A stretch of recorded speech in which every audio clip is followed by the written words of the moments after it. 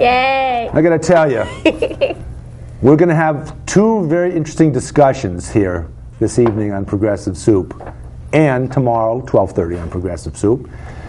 And Wednesday night, we're doing a live show, kind of the same thing. We're going to have my good and dear friend, Marty Heiser here, and of course, co-host Emily Volpintesta. Hello. Marty and I are going to swap places. In one of the discussions, Marty is going to play the role of Ayn Rand, and I'm going to play the role of Jesus Christ. And in the other half hour, after I turn my phone off, David. In the other half hour, we're gonna switch places, and we're gonna take the other one's role, and it's gonna be a rousing half hour. But I gotta tell you, in advance, anybody with the first name Ayn, how do they stand a chance against Jesus Christ? It was actually a nickname. I mean, it was a diminutive of her. Oh, it is? Yeah. Oh, okay. It's not Ayn? No, it's a nickname taken from her real Russian name. Einmaster. Or Einriferous. Could have been like Anastasia. Anastasia. Yeah, there you go. A shortening of that. Yeah. Anastasia. Yeah. Still Ayn, sorry. Okay, so Emily, first of all, we're going to have Emily talk a little bit about political systems and economic systems. And we're going to try to make sure we don't marry the two in our discussions. We got to keep them a little separate because they're very separate notions. Go ahead. Okay, so we're going to talk about how these pertain to this discussion between Ayn Rand and Jesus Christ. Okay. Absolutely. So first we talk about capitalism. Capitalism is an economic and political system in which a country's trade and industry are controlled by private owners for profit rather than by the state. Mm-hmm. Okay. And synonyms can be free enterprise, private enterprise, the free market, enterprise, culture. Next we have socialism. Now, is that an economic system or a political system? It's both. A political and economic theory of social organization that advocates that the means of production, distribution, and exchange should be owned or regulated by the community as a whole. And this or a policy or practice based on the political and economic theory of socialism. Synonyms are leftism or welfarism. Mm-hmm. And in Marxist theory, Karl Marx, of transitional social state between the overthrow of capitalism and the realization of communism. Okay. So which of the two, socialism and communism, which of the two is the more extreme? Well, we haven't gotten to communism yet. Okay, I think the more extreme is communism, a political theory derived from Karl Marx, advocating class war and leading to a society in which all property is publicly owned and each person works and is paid according to their abilities and needs. So I would say communism is the more extreme one. Fair enough. Absolutely. Okay. Socialism is no picnic either, but comparatively speaking, I mean, socialism is kind of communism wannabe. It's communism light. It's communism in the form of, well, this is all we can get right now. So but eventually we want to work to where the government runs everything. And oh, by the way, we're the government, and we're going to decide for all you little people out there. But you have a lot of countries in the world that are democracies that have voting and everything and all that stuff. Right. But they're socialist in their economic systems. Right, and I'm going to get back. Yeah, I mean, socialism is far and spread wide. For example, socialist Greece comes to mind.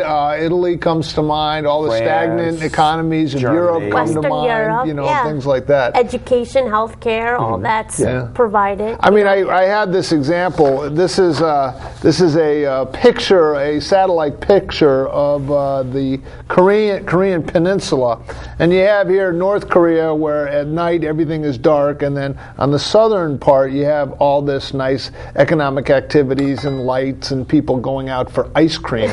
Up here you have communism. So here you have where the state or government runs everything, and this is where they make fun of you in movies. And down here you have a free enterprise economy where you're allowed to, in your enlightened self-interest, pursue your goals, you're allowed to own property, and you're allowed to invest and keep your capital. So you decide, America, which is the one that you would like. Now here's the question, though. If you wanted to get a good night's sleep, where would you rather be? In a place where the lights are blinding you all night, or the place where they actually let the lights go down at night? Frankly, my head rests more peacefully in a country where I know government isn't micromanaging my every move, from going to the doctor, to being allowed to use the internet and go where I want, to the freedom to decide where my children go to school and not have the government dictate what they'll learn. Now Things like that. We're going to do the internet and the FCC in a future broadcast. That's an important topic, and both sides claim they stand for freedom. No. We're going to get to the truth. The current administration desperately wants to run the internet. They want to run your health care. They want to run your schools from an elite federal government. Marty, you got to get off your soapbox for a minute. Emily, continue. No, I just want to say one thing about communism. And the Olympics, some of the best Olympic teams come from communist countries. Nadi Comaneci, who was like Bulgarian, or I mean, maybe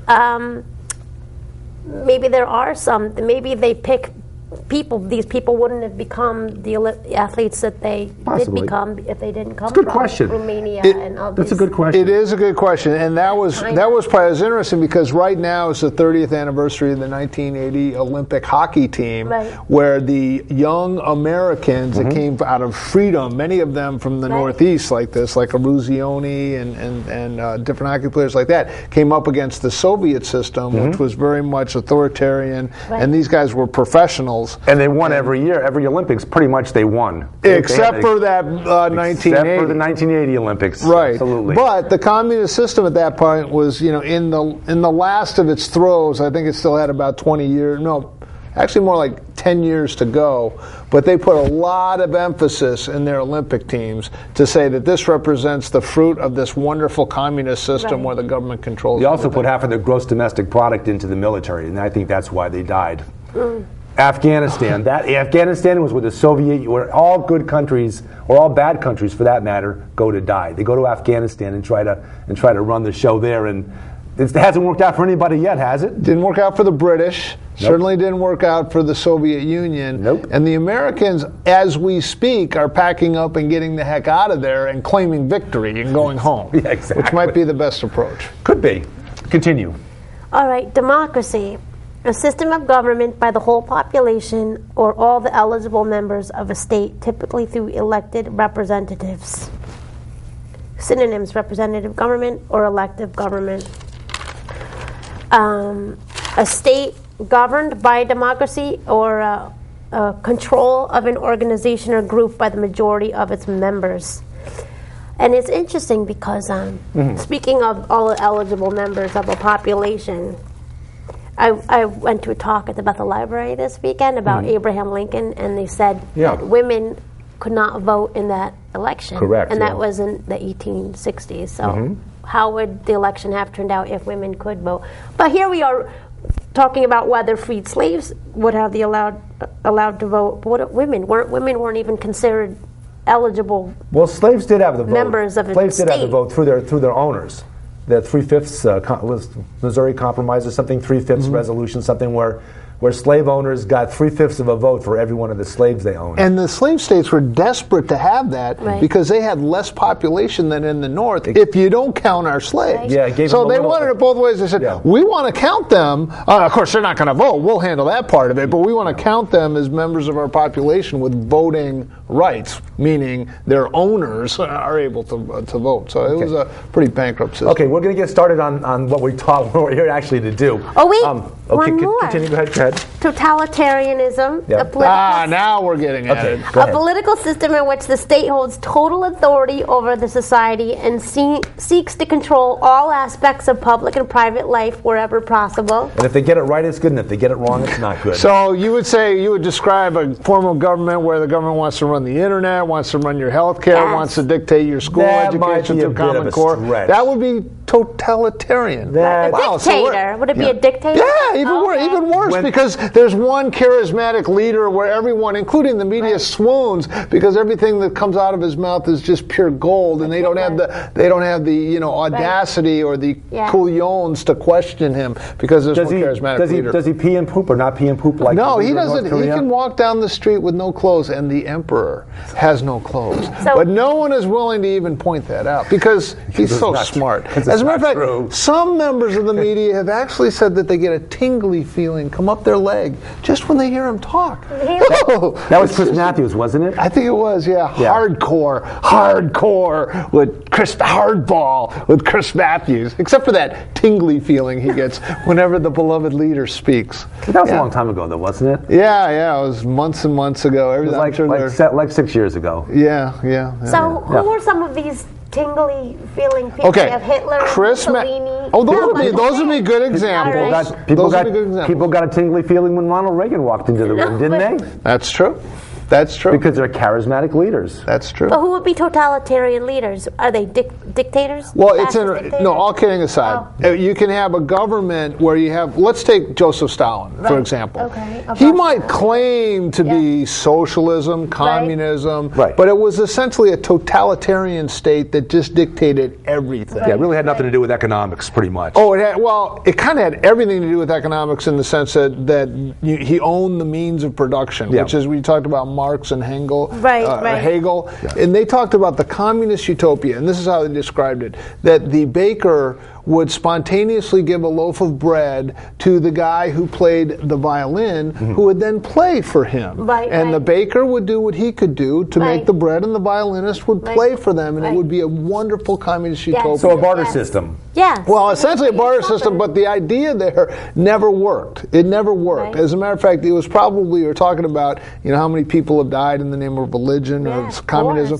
Something of the neighborhood of 70 million people just in the last century died as a result of communism. And yet, you get in the lower socialism and communism these bleeding heart concepts of, it is best the government has to provide for everything, but when the government provides for everything, you end up with these kind of situations. So conceptually good, in reality, it fails. I think conceptually awful. I don't agree conceptually good. Joke. Okay, here you go. You have a guy talking to a guy from America talking to a communist guy from Russia. This is an old joke, but it has some relevance. Okay. Talking to Russia, and he's asking the Russian guy, now as I understand it, under communism, if you've got 2 cows and I have no cow, you give me a cow and we both have a cow. Russian said, yeah, true. And if you have 2 goats and I don't have a goat, you give me a goat and we both have a goat. Said, yeah. And if you have 2 sheep and I have no sheep, you give me a sheep and we both have a sheep. We said, no. What do you mean? What do you mean no? What do you mean no? Why 2 cows, 2 goats, but not 2 sheep? And of course the answer is, I've got 2 sheep. That's very good. Thank you. Very good. I like it. Very funny. So now, at long last, I don't think I get it. if you have 2 This goats, is live television. Just go with it. Just say, that's a good one. If you've got 2 goats, he's willing to give up a goat because he hasn't got a goat. He's willing to give up a calf. He doesn't have, but a sheep, he's not willing to give up one of his 2 sheep because he has 2 sheep. No, the best description I get for all these socialism, communism, and eventually totalitarianism is it's like when it's Halloween night and 4 little kids come up to your door to get the little, snickerty. And there's one child that has a bag full of candy because he's been out and working hard. Exactly. That's called capitalism. Hitting all the he's working hard, he got early, and then the other 2 just have little bits of candy, but they've been relaxing. They've been playing video games. They haven't been out hitting the pavement getting their candy. And then the homeowner comes and looks arbitrarily and says, I'm going to take this candy from you because you have way too much, and I'm going to give it to these other people because they don't have enough. And the guy said, wait a minute, I worked hard for this. This is mine. You're right. And all of a sudden, it's the guy, and the guy wants to be that homeowner. You want to be that parent that gets to decide who gets what. It's called the redistribution of wealth. And it's the basis of the Democratic Party in the United States, as well as some of these other... that homeowner, he's not a dentist by any chance, is he?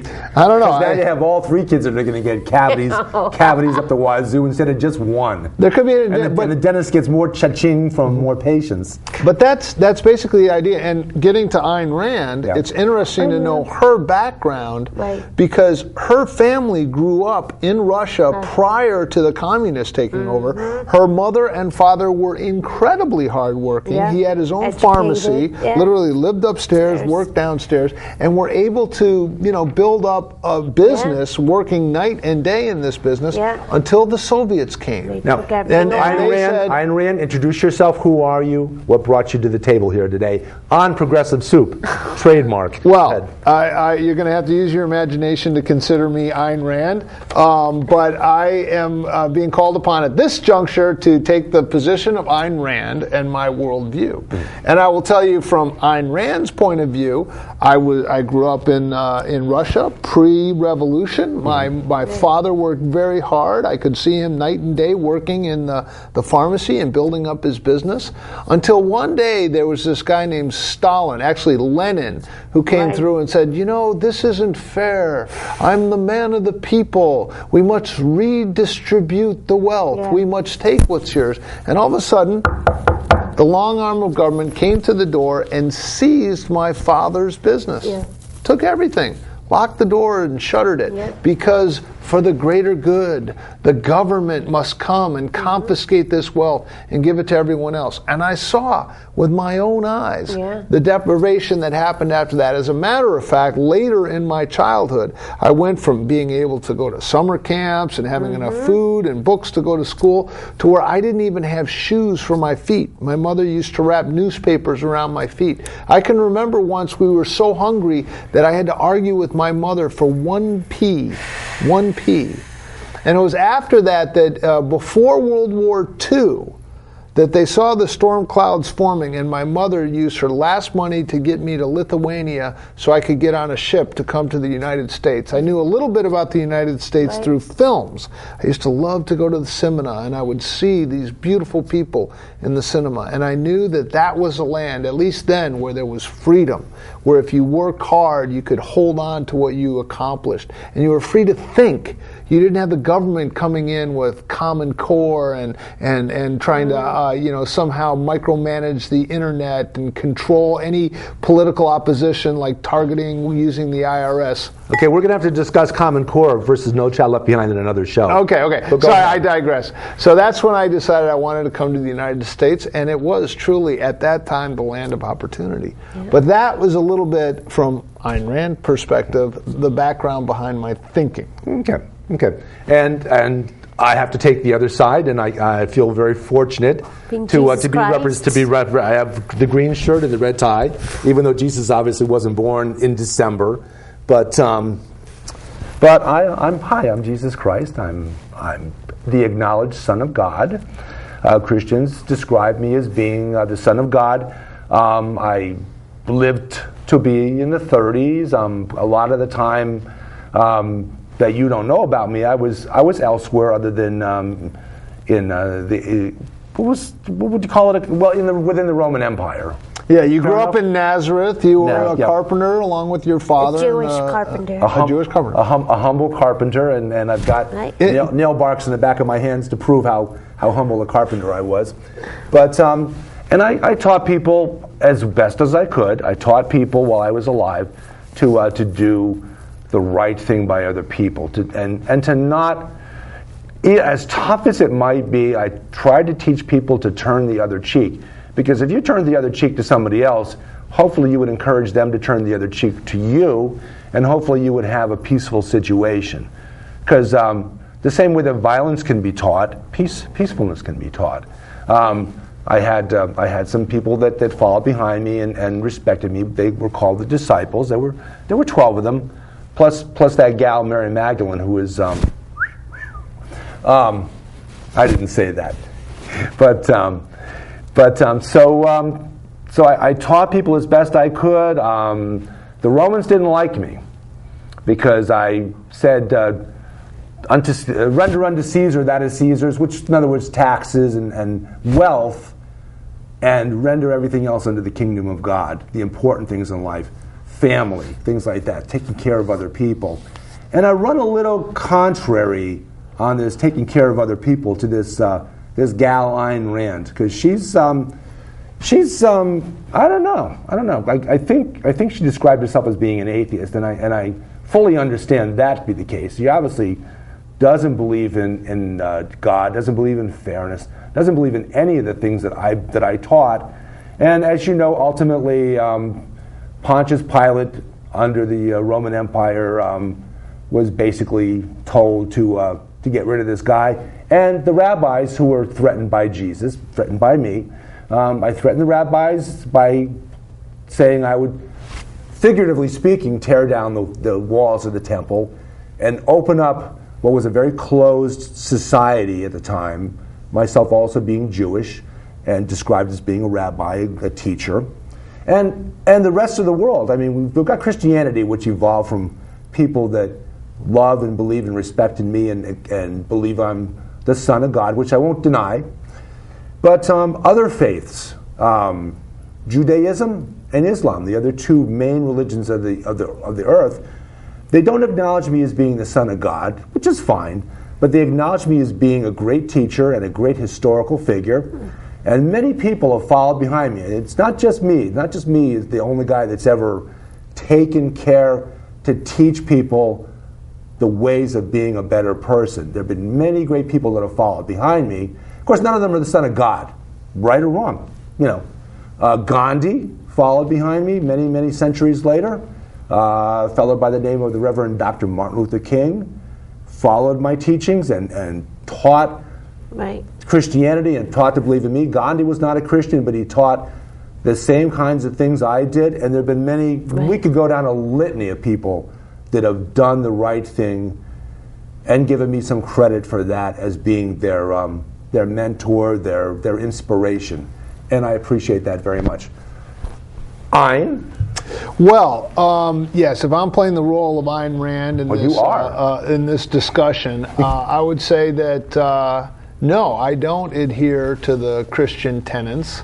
Ayn Rand was an atheist. Ayn Rand had a philosophy called objectivism, which was based purely on what she conceived as reason, just simply reason. Everything had to be reason. Lack of emotion? Acquired by knowledge. Yeah, definitely lack of emotion. Her greatest attributes would be self-confidence, independence, productivity, accomplishment. All good and noble things. Yeah, all good and noble things. She was very much in favor of the free enterprise system, unfettered by any government control. And she did. I mean, it might be oversimplified to say that Ayn Rand was selfish and, in that sense, anti-Christian, and Jesus Christ was selfless and just wanted to give everything away. That might be overstating it, but Ayn Rand was very much in favor of capitalism, free enterprise capitalism, as opposed to communism. Interesting enough, Alan Greenspan, later the head of the Federal Reserve under Reagan and some others, was one of her early disciples. They would sit around Manhattan apartments till the wee hours of the morning, sip martinis and discuss philosophy and economics.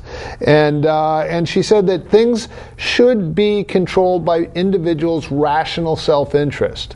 That is the best. That if you have, in this example we talked about with communism, where the baker gives a loaf of bread to the violinist, and the violinist plays for him in the evening, and he enjoys it.